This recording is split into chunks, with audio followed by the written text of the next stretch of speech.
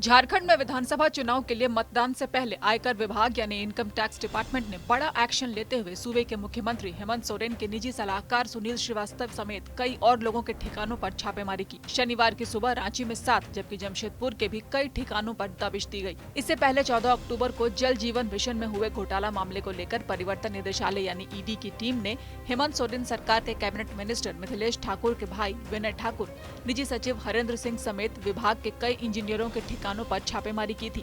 सुनील श्रीवास्तव के ठिकानों पर हुई छापेमारी को लेकर भारतीय जनता पार्टी के प्रदेश प्रवक्ता प्रदीप सिन्हा ने कहा, जो लोग इस भ्रम में हैं कि वो भ्रष्टाचार कर लेंगे और बच जाएंगे, तो ऐसा संभव नहीं है।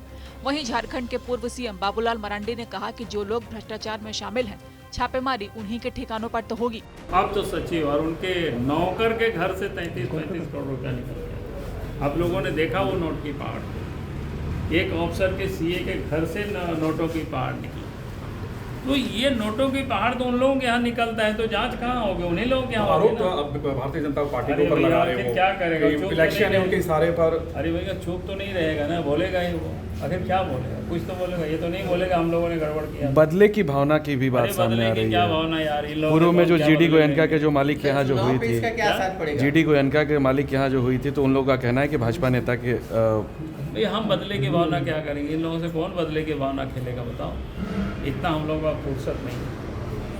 सर, पहले चरण का मतदान पे इसका क्या असर पड़ेगा सर? पहले चरण का मतदान होना है, बिल्कुल पहले चरण बम बम है, जिसको बोलते हैं कि इस बार बीजेपी झारखंड में आ रही है। जो लोग भी इस बुलावे में है कि राज्य में भ्रष्टाचार करने के बाद उनके खिलाफ कोई कार्रवाई नहीं होगी, वो गलतफहमी में है। और भारतीय जनता पार्टी की केंद्र सरकार प्रतिबद्ध है कि राज्य से भ्रष्टाचारियों का सफाया करना है। जिन लोगों ने भी भ्रष्टाचार के माध्यम से अकूत धन संपत्ति अर्जित की है और भ्रष्टाचारियों को संरक्षण दिया, उनको पनपने का मौका दिया है, वैसे सभी लोग उनके सहयोगियों के खिलाफ मैं समझता हूं कि ईडी हो, आईटी हो या सीबीआई हो, जिस तरह से अपनी सक्रियता दिखा रही है, राज्य भर में यह संदेश गया है कि हम भ्रष्टाचारियों के कारनामों को बर्दाश्त नहीं कर सकते। जो उनके काले कारनामे हैं जनता के समक्ष आनी चाहिए। कौन लोग सत्ता में रहकर उनको संरक्षण देते हैं और कौन लोग उसको आगे बढ़ाने का काम करते हैं, ये सारी चीज़ें अब जनता समझ चुकी है। और जिनको ये लगता है कि सिर्फ चुनावों के वक्त ये कार्रवाई हो रही है, क्योंकि रोना धोना इसी बात को लेकर होता है कि हमें बदनाम करने की कोशिश की जा रही है, तो जो इकोसिस्टम है भ्रष्टाचारियों के खिलाफ कार्रवाई होने पर रोने वालों का, उनका स्यापा बंद नहीं होने वाला है। आगे आने वाले दिनों में भी इस तरह की कार्रवाई निश्चित रूप से की जानी चाहिए, ताकि भ्रष्टाचारियों का अंत इस राज्य से हो सके। दूसरी ओर झारखंड की सत्ता में सहयोगी कांग्रेस पार्टी के प्रदेश महासचिव राकेश सिन्हा ने कहा कि झारखंड में आईटी और ईडी की रेड कोई नई बात नहीं है। भारतीय जनता पार्टी को ये पता चल गया है कि उनकी राजनीतिक जमीन खिसक गई है।